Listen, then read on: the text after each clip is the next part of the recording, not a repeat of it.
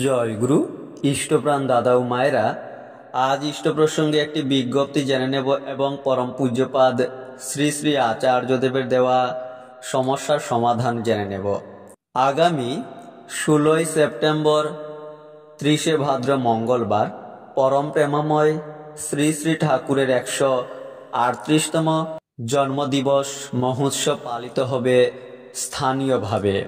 শ্রী শ্রী আচার্যদেব দিয়েছেন সমাধান বিভিন্ন সমস্যার। এবারে বিস্তারিত।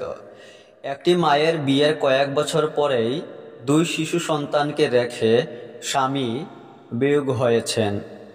বিধ্বস্ত মন নিয়েই ওই মা আচার্যদেবের কাছে এসে মনের শক্তি বাড়িয়ে সন্তানদের নিয়ে সামলে নিতে সমর্থ হয়েছিল।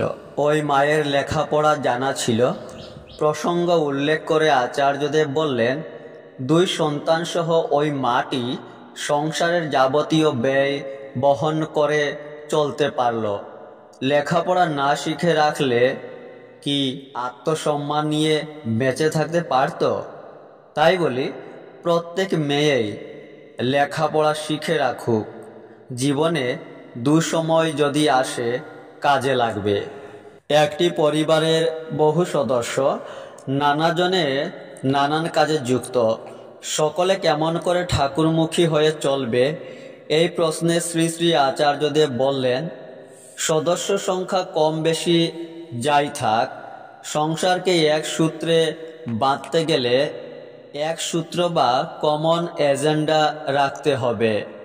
যেমন আমরা পরিবারের সকলে ঠাকুরের দীক্ষা নিয়ে ঠাকুরকে নিয়ে চলছি।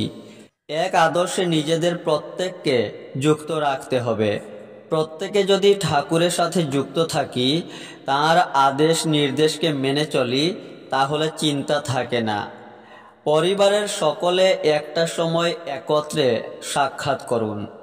বলেছিলাম, আপনারা রাতের খাবার একসাথে গ্রহণ করবেন। সকলে একত্র না হওয়া পর্যন্ত অপেক্ষা করবেন। বড়রা প্রত্যেকের খবর নিন। জয় গুরু।